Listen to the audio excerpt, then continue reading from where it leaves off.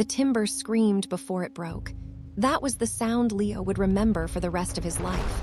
Not the crack itself, but the half-second groan before it, the sound of wood deciding it could no longer hold the weight it had been forced to carry. Your Highness! Then the Move! world tilted. A woman screamed. Dust rained down from the rafters of the grand pavilion like snow that had forgotten how to be gentle, and somewhere beneath 60 feet of scaffolding and silk banners, Princess Aiyana of the Korean court stood frozen, staring up at a ceiling that was falling toward her face. 5 seconds earlier, nobody in that pavilion had known Leo's name. 5 seconds later, everybody would. He came out of the shadows the way water comes through a crack in a dam, sudden, total, unstoppable. One shoulder down, arms up, he caught the falling support beam across his back and drove his knees into the marble floor to keep it from crushing the princess beneath him. The impact rattled his teeth. Somewhere behind the ringing in his ears, he heard Aiyana gasp his name, though she didn't actually know it yet. She just knew there was a servant boy, a nobody lying half-crushed on top of her, holding up the ceiling of a palace with his own spine. Rewind 4 days, and Leo was nobody at all.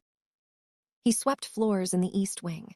He carried firewood for nobles who wouldn't look him in the eye. He was 17 years old, and every person in the Korean royal court who had ever spoken to him had done so the way you speak to furniture, a command, never a conversation. Duke Han Seok-min, the king's own cousin and the second most powerful man in the kingdom, had once stepped on Leo's hand reaching for a dropped coin and hadn't broken stride to apologize. Nobody knew that at night, in a room barely wide enough to lie down in, Leo unrolled a set of documents he wasn't supposed to have. Structural surveys. Old military intelligence files with names blacked out by a careful hand. He read them by candlelight the way other boys his age might read stories, except these weren't stories to him. They were a language he had been born speaking. Load-bearing calculations. Weak points in stone. The mathematics of things falling apart before they fall apart. It wasn't a hobby. It was inheritance. His father had been the captain of the king's intelligence corps until he was framed, stripped of his title, and left to die in disgrace when Leo was 9 years old. Leo had spent 8 years becoming invisible on purpose. Nobody suspects the furniture. If you're already hooked by a boy with a secret that big, hit that like button now. It helps more people find this story, and trust me, it only gets heavier from here. The coronation rehearsal was 2 days before the crash, and Leo saw it first. A single bolt, hairline cracked, holding a support strut for the ceremonial dais where the princess would stand to receive her father's blessing in front of the entire kingdom. He saw it because he'd been sent to sweep beneath the scaffolding, and because 8 years of reading structural files had trained his eyes to find the one wrong thing in 100 right ones. He tried to tell a guard. The guard shoved him back with the flat of a spear. "Get back to your broom, boy. This isn't your concern. The bolt on the north support is cracked," Leo said. "If weight is applied unevenly during the ceremony, it could. Do I look like I asked for an engineering lesson from a servant?" The guard's laugh was short and ugly. "Move." Leo moved, but he didn't stop watching. And 2 days later, standing at the edge of the pavilion with a broom in his hands, he watched Duke Han rush the final rehearsal, pushing the carpenters to finish faster, cutting corners on inspection because the king wanted the ceremony perfect and on schedule. Leo watched the same cracked bolt bear weight it was never meant to hold. He did the math in half a second, the way his father had taught him before the world took his father away. Angle of the beam, distributed load, time to failure. 3 seconds, maybe less. He was already moving before the first crack sounded. The story doesn't wait for anyone, and neither should you. Drop a comment right now with one word. Brave. I want to see how many of you saw that beam coming before Leo did. When the dust settled, Leo was pinned beneath the very beam he'd saved the princess from, blood running warm down the side of his face, and the first voice he heard wasn't gratitude. It was accusation. "Seize him," Duke Han barked, already pointing, already performing outrage for an audience of nobles still coughing dust from their lungs. This servant was in a restricted area during a royal ceremony. He knew exactly where to stand. He knew exactly when to move. This wasn't heroism, this was sabotage, staged to make himself look like a savior. Sabotage. Yana's voice cracked through the chaos, sharp as a blade unsheathed.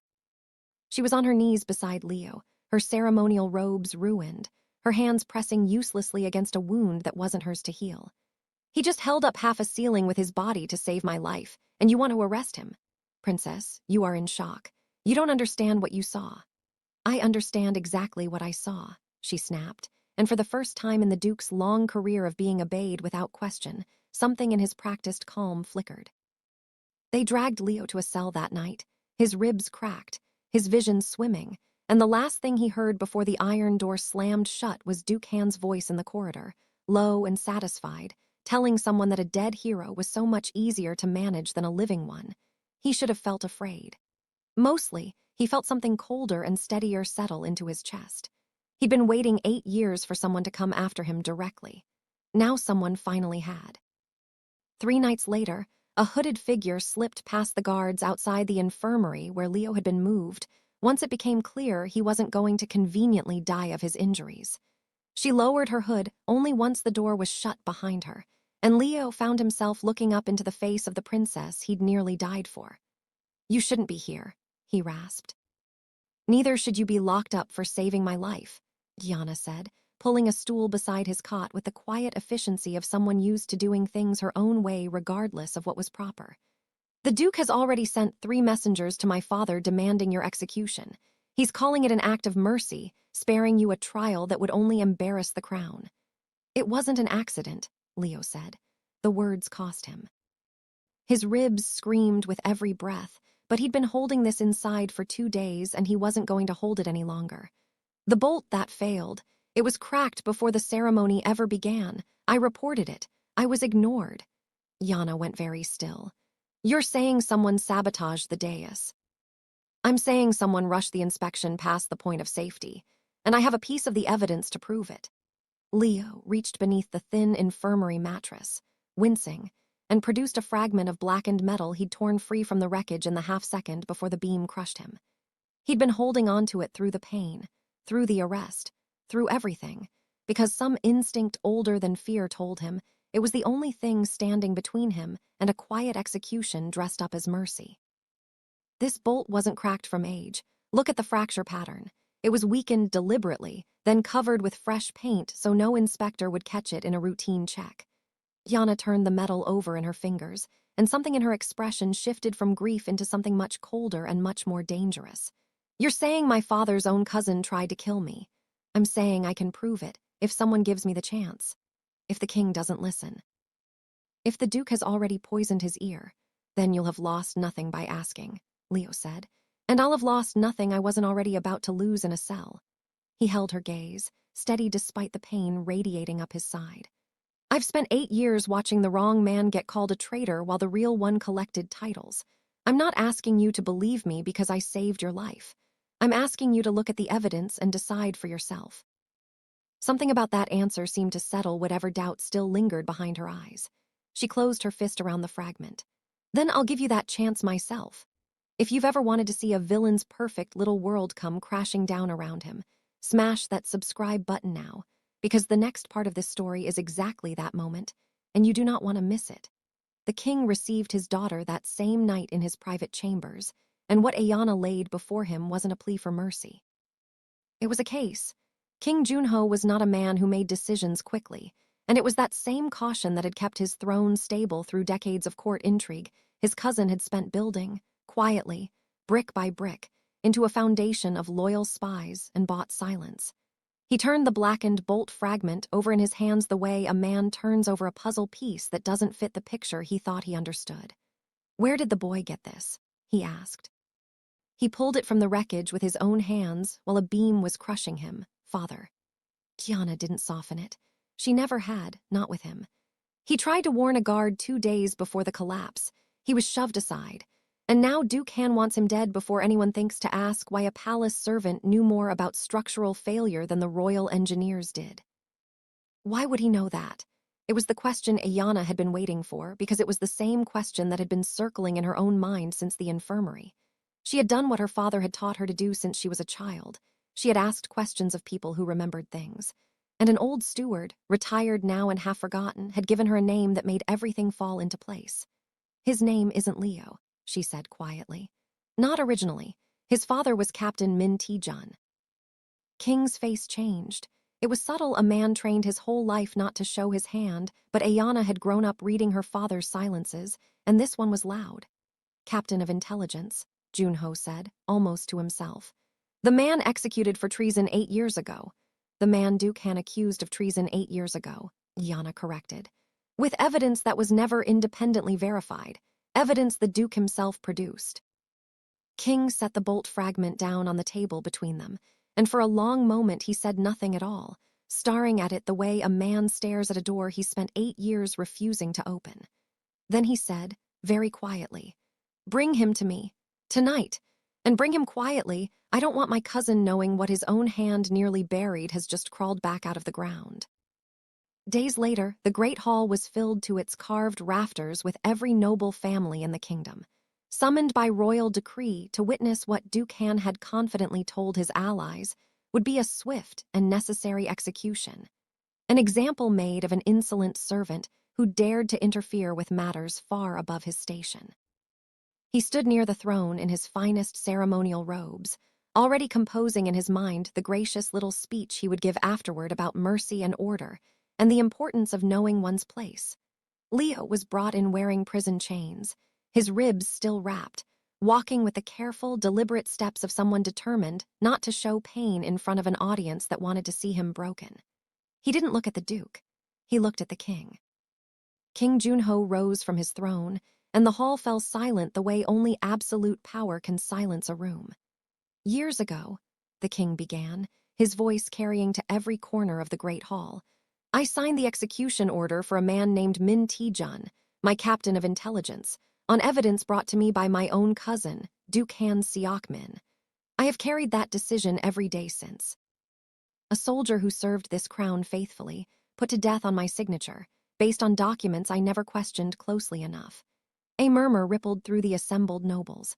Duke Han's expression flickered the first small crack in a mask he'd worn for 8 years without slipping once. "3 nights ago," the king continued, "this boy pulled a piece of evidence from a collapsed dais with his bare hands, while a support beam crushed his ribs to save my daughter's life. And in doing so, he handed me proof that the ceremony's collapse was not an accident, but sabotage covered by the very inspection reports my cousin personally approved. Your Majesty," Duke Han began, stepping forward, his voice pitched perfectly between concern and outrage. "This is a servant boy grasping for status through wild accusation, I would advise." "I am not finished," the king said, and the temperature in the room dropped 10 degrees. "This is not a servant boy, cousin. This is Min Leo, son of Captain Min Ti-jun. The man you accused of treason 8 years ago on evidence I am now beginning to believe you fabricated yourself."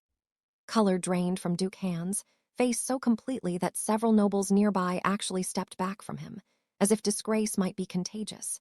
"This is the part of the video where I need you to comment your reaction before you keep watching. Type, decree, right now if you can feel this coming, because the king isn't done yet, and neither is Leo." The king lifted a folded parchment from the arm of his throne, and his voice, when he spoke again, was no longer the voice of a grieving father questioning old decisions. It was the voice of a king delivering a verdict that would reshape his entire court. "By royal decree," he said, "I hereby pardon Min Leo of all charges brought against him this week, and I posthumously restore the name and honor of his father, Captain Min Ti-jun, wrongfully executed under false evidence 8 years ago." He paused, letting that land, watching Duke Han's jaw tighten. "Furthermore, in recognition of his service to the crown and his family's stolen legacy, I restore to Min Leo his father's title and lands, and I grant him the golden seal of the High Justiciar, full authority to investigate and prosecute crimes against the crown, answerable only to me." Hall erupted into stunned murmurs. Servants didn't become justiciars. Nobody in 100 years had watched a man rise from sweeping floors to holding one of the most powerful investigative offices in the kingdom in the space of a single royal decree. Leo felt the chains fall from his wrists, felt the weight of the golden seal pressed into his palm by a royal attendant, and for the first time in 8 years, he stood in a room full of nobles and was not invisible. He looked at Duke Han, and when he spoke, his voice was steady in a way that made the Duke's carefully composed expression crack a little further. "You said I was where I shouldn't have been," Leo said. "That I sabotaged the ceremony to make myself look like a hero.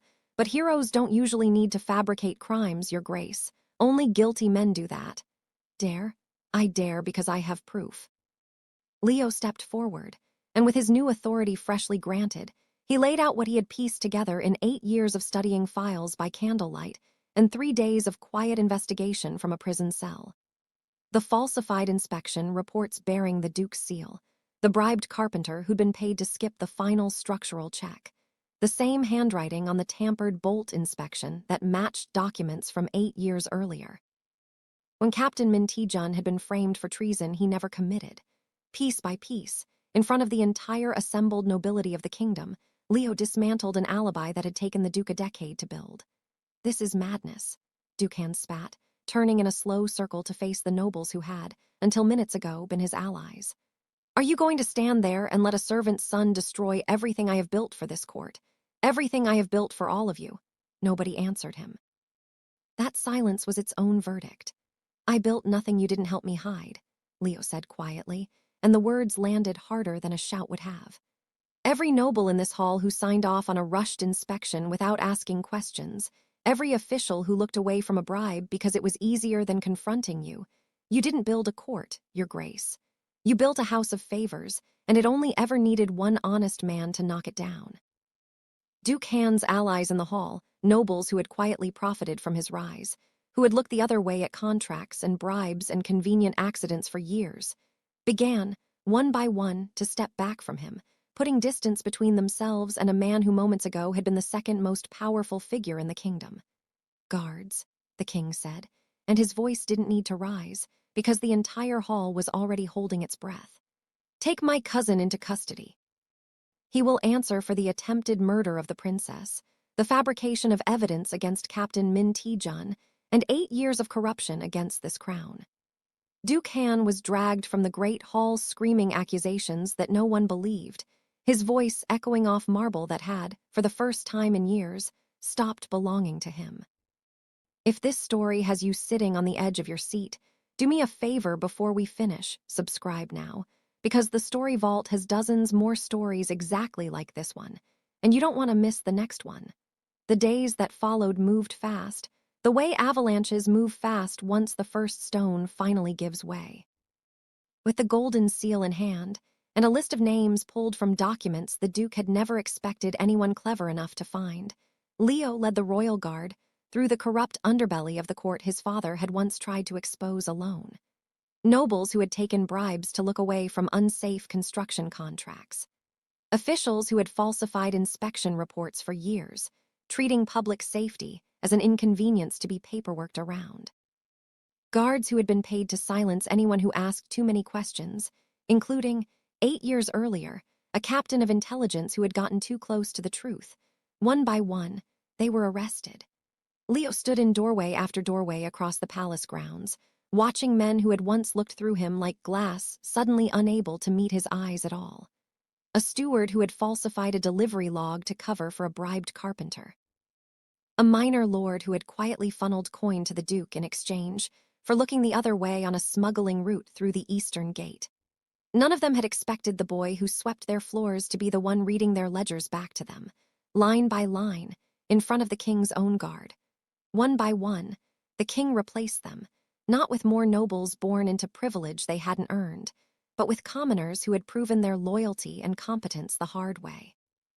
A blacksmith's daughter who'd exposed a smuggling ring became the new head of palace security. A retired soldier who'd served under Captain Min became the interim captain of intelligence, with Leo's guidance.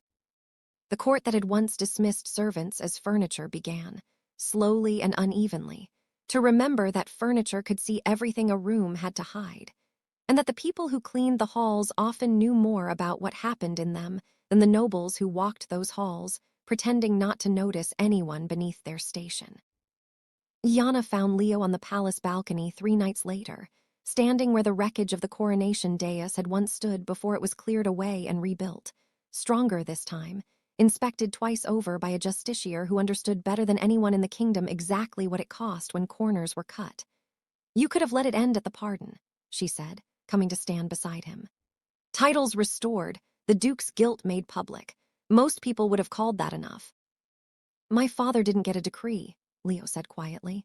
He got a grave nobody was allowed to visit for 8 years. A pardon doesn't give him that time back, but it means nobody else's father has to disappear because someone with power decided the truth was inconvenient.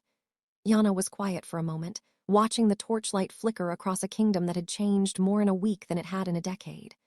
"My father asked me something today," she said. "He asked if I thought you'd stay. Now that you have a title, lands, a seal of authority, he wondered if the boy who used to sweep these halls might want to leave them behind." Looked at her, and for the first time since the beam had come crashing down 5 days ago, something in his expression softened into something that wasn't calculation or grief or fury, but simply hope. "I spent 8 years invisible in this palace, waiting for a chance to prove what my father died trying to protect," he said. "I'm not going anywhere. This is where the work actually starts." She smiled, and for a moment neither of them said anything else, because some things didn't need to be said out loud in a palace that had finally, after 8 long years, remembered how to listen to the people it had once ignored. But some threads don't get to rest just because the villain everyone saw coming has finally been dragged away in chains. Late that same night, while cataloging the Duke's private study for evidence to be used at trial, Leo found a letter hidden inside a false panel behind the Duke's desk, sealed with a wax stamp that didn't belong to any noble house currently in the king's court. The handwriting inside referenced payments, deadlines, and a name Leo had never seen before, attached to a plan that made the coronation collapse look like a footnote rather than the main event. Duke hadn't been working alone. He had been working for someone. Leo folded the letter carefully, tucked it inside his coat, and looked out the study window toward the dark line of the kingdom's border, where something far larger than one corrupt duke had apparently been waiting patiently in the shadows for its moment. Whatever this was, it was only just beginning. And if you want to be here when Leo uncovers exactly who was really pulling the strings behind the Duke's conspiracy, make sure you're subscribed and turn on notifications, because that story is coming next, and trust me, this one was only the beginning. Drop a comment below telling me who you think sent that letter. I read every single one, and I promise you, some of your guesses are going to be closer to the truth than you think.